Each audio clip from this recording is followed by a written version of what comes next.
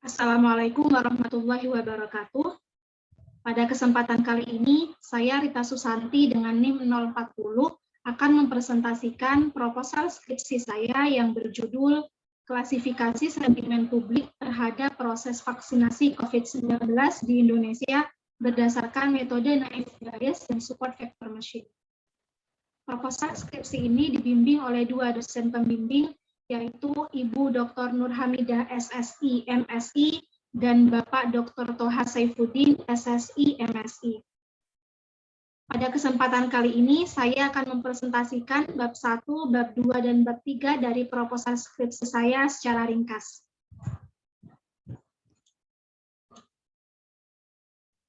Yang pertama yaitu bab 1, ada 4 poin, ada 4 subbab maksud saya, yaitu latar belakang, rumusan masalah, tujuan penelitian, dan manfaat penelitian. Yang pertama, latar belakang, akan saya jelaskan secara ringkas.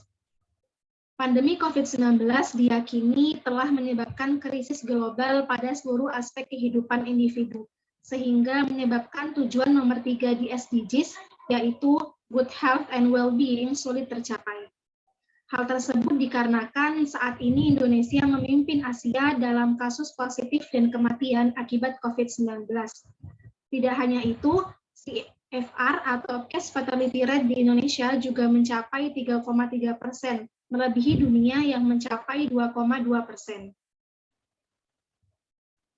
Oleh karena itu, tidak ada pengobatan yang lebih efektif kecuali vaksinasi skala besar. Namun, herd immunity dapat dicapai jika 60-70% dari total populasi telah divaksin. Hingga 9 September 2021, total populasi di Indonesia yang sudah divaksin mencapai 19,5%, sedangkan target yang ingin dicapai yaitu 70% pada akhir tahun 2021. Oleh karena itu, berbagai strategi pun telah dilakukan pemerintah, seperti melibatkan lembaga pemerintah lainnya, melibatkan sektor swasta, adanya aplikasi Peduli Lindungi, serta himbauan dari tokoh publik untuk tidak pilih-pilih jenis vaksin. Namun, proses vaksinasi di Indonesia masih terkesan lambat dibandingkan negara-negara maju. Hal tersebut disebabkan oleh 3 faktor. Yang pertama, kelangkaan pasokan dan waktu pendistribusian yang lama. Kemudian tidak adanya laporan data secara real-time, dan juga pejabat yang telah menerima booster meskipun belum waktunya. Tentunya, polemik dan permasalahan tersebut mendukung adanya keraguan di masyarakat untuk divaksin. Padahal menurut WHO, keraguan tersebut merupakan 10 besar ancaman terhadap kesehatan global. Oleh karena itu, penulis meyakini bahwa memahami opini publik terhadap vaksinasi sangatlah penting, sehingga herd immunity bisa segera dicapai. Kemudian, mengapa harus menggunakan analisis sentimen? Hal tersebut dikarenakan metode tersebut merupakan metode untuk mengidentifikasi dan mengkategorikan polaritas teks tertentu sesuai dengan standar kategorisasi. Lalu, mengapa menggunakan media sosial Twitter sebagai sumber data? Hal tersebut dikarenakan Twitter semakin masif digunakan untuk berdiskusi dan berbagi sudut pandang, yang dinilai lebih efektif dalam mengidentifikasi pendapat publik. Mengapa menggunakan naive Bayes sebagai metode klasifikasi? Karena menurut penelitian terdahulu, ketika dibandingkan dengan metode-metode lain, naive Bayes menunjukkan akurasi yang paling tinggi atau unggul dalam mengklasifikasikan sentimen. Begitu pula dengan SVM.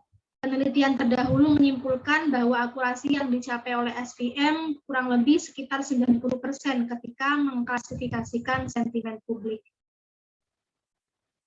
Lalu, mengapa harus membandingkan naive Bayes dan SVM? Ada berbagai penelitian terdahulu yang membandingkan kedua metode tersebut, dan penelitian tersebut juga menyimpulkan atau menghasilkan kesimpulan yang berbeda. Ada penelitian yang mengatakan bahwa SVM lebih unggul, ada juga yang mengatakan naive Bayes lebih unggul. Hal tersebut dikarenakan hingga saat ini tidak ada teori yang menyatakan bahwa metode SVM yang lebih baik dalam mengklasifikasikan sentimen dibandingkan metode naive Bayes, dan begitu pula sebaliknya. Sehingga penulis meyakini bahwa membandingkan kedua metode tersebut merupakan sangat penting dalam mengklasifikasikan sentimen ini. Lalu apakah novelty dari penelitian ini? Yang pertama yaitu membandingkan metode naive Bayes dan SVM dalam mengklasifikasikan sentimen terhadap proses vaksinasi COVID-19 di Indonesia. Kemudian novelty yang kedua yaitu menggunakan data yang lebih aktual, yaitu data dari Twitter pada 18 Agustus hingga 16 September 2021. Kemudian yang ketiga yaitu sentimen publik yang dihasilkan jauh berbeda dan lebih beragam dibandingkan penelitian terdahulu yang dilakukan oleh Susanti et al. Dengan topik yang sama. Kemudian selanjutnya adalah rumusan masalah. Ada 4 rumusan masalah dalam proposal ini seperti yang sudah saya cantumkan di slide berikut ini. Kemudian ada juga 4 poin tujuan penelitian seperti yang sudah saya cantumkan di slide ini. Kemudian yang terakhir dari bab 1 manfaat penelitian, ada 4 poin juga pada manfaat penelitian yang sudah saya cantumkan di slide ini. Selanjutnya adalah bab 2 tinjauan pustaka. Pada bagian ini saya akan mengulas secara ringkas teori-teori yang digunakan pada proposal skripsi ini. Yang pertama yaitu analisis sentimen. Metode ini merupakan metode ekstrapolasi terhadap subjek, ide, peristiwa, ataupun fenomena dengan mengklasifikasikan teks yang nantinya akan dikategorikan positif, negatif, ataupun netral. Metode ini telah banyak digunakan dalam lingkup ilmiah, sosial, maupun komersial. Kemudian text mining merupakan proses ekstraksi pengetahuan yang metodenya dapat berupa klasifikasi, pengelompokan, atau juga ringkasan. Secara umum ada 4 langkah dalam text mining, yaitu cleaning, scaffolding, tokenization, stemming, dan juga stopword removal, yang biasa disebut tahapan pre-processing. Berikut ini merupakan definisi singkat dari masing-masing tahapan. Kemudian selanjutnya yaitu naive Bayes. Naive Bayes merupakan proses menghitung probabilitas kategori FJ jika diketahui dokumen DI. Nah, tujuan utama dalam pengklasifikasian teks adalah untuk menemukan kategori terbaik yang disebut maksimum posteriori atau disingkat MAP dengan rumus sebagai berikut.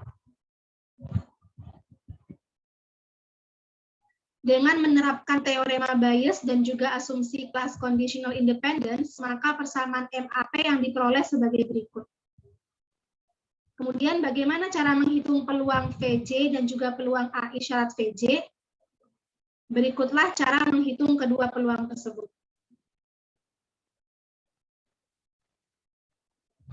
Selanjutnya adalah term frequency inverse document frequency atau TF-IDF. Merupakan salah satu fitur pembobotan kata, di mana TF secara detail merupakan frekuensi suatu kata di dalam sebuah dokumen, dan IDF menunjukkan seberapa pentingnya suatu kata di dalam keseluruhan dokumen. Secara matematis, TF-IDF didefinisikan sebagai berikut. TF-IDF digunakan untuk memberikan bobot pada kata sebelum memasuki proses SVM. Jadi jika ingin menggunakan metode SVM, semua kata harus diberi bobot dengan TF-IDF terlebih dahulu.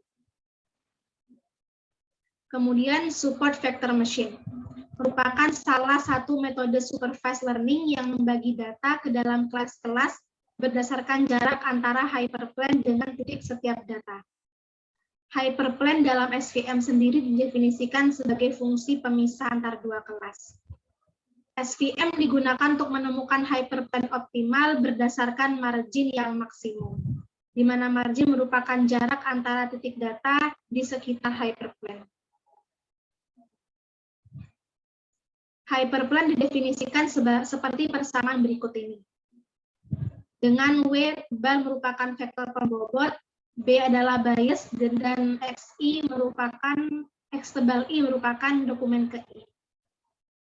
Berdasarkan margin, fungsi keputusan yang diperoleh sebagai berikut.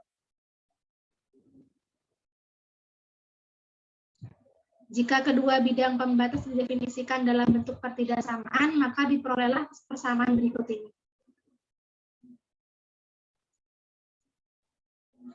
Kemudian pencairan hyperprime optimal dengan nilai margin maksimum dapat dirumuskan sebagai berikut, yang kemudian nanti optimisasinya dapat diselesaikan dengan metode Lagrange multiplier dan diperoleh persamaan berikut ini. Kemudian kita akan mencari nilai W tebal dengan meminimumkan L dan diperoleh sebagai berikut ini. Kita juga ingin mencari nilai B, namun harus dilakukan terlebih dahulu turunan parsial L terhadap B dengan hasil sebagai berikut. Kemudian nanti kita akan menemukan nilai B sebagai berikut. Dan yang terakhir diperolehlah fungsi keputusan yang menentukan kelas klasifikasi sebagai berikut ini. Selanjutnya adalah evaluasi kerja. Yang pertama, covered cross-validation merupakan proses mempartisi data menjadi data training dan data testing. Beberapa kali. Dalam penelitian ini akan digunakan 10 vote, sehingga data akan dipartisi menjadi 90% data training dan 10% data testing. Kemudian ada kurva ROC, merupakan plot grafis yang menggambarkan kinerja dari klasifikasi. Berikut ini merupakan confusion matrix-nya. Kemudian nanti kita akan menghitung nilai akurasinya, nilai sensitivity, specificity, hingga nilai precision-nya. Setelah diperoleh nilai-nilai tersebut, maka dapat dibuatlah kurva ROC dengan contoh sebagai berikut ini.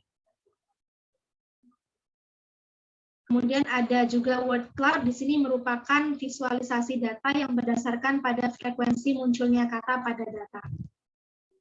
Ada juga proses vaksinasi COVID-19 di Indonesia dengan definisi sebagai berikut. Pemerintah melibatkan berbagai pihak untuk bekerja sama dalam menyalurkan vaksin kepada masyarakat dengan cepat. Kemudian, selanjutnya adalah Twitter, merupakan situs jaring sosial yang memberikan layanan untuk berkomunikasi dan bertukar pesan. Penelitian menggunakan data Twitter telah banyak digunakan di berbagai bidang. Software R merupakan bahasa pemrograman untuk komputasi statistik dan grafik yang menyediakan berbagai macam perhitungan statistika. Kemudian ada bab 3, metodologi penelitian. Saya akan bahas secara ringkas. Yang pertama yaitu variabel penelitian. Variabel respon yang digunakan adalah jenis sentimen dengan 2 kategori, yaitu sentimen positif dan negatif. Sedangkan variabel prediktornya merupakan komentar masyarakat mengenai proses vaksinasi COVID-19 di Indonesia. Kemudian berikut ini merupakan langkah analisis data. Mulai dari pengambilan data dari Twitter, filtering dan labeling data, pre-processing data, kemudian visualisasi dengan word cloud, kemudian pemodelan dengan naive Bayes dan SVM, dan kemudian membandingkan kedua hasil evaluasi kerja dari metode tersebut. Dan diperolehlah kesimpulan. Sekian presentasi dari saya mohon maaf jika ada kata-kata yang salah ataupun kurang berkenan di hati. Akhirul kalam, wassalamualaikum warahmatullahi wabarakatuh.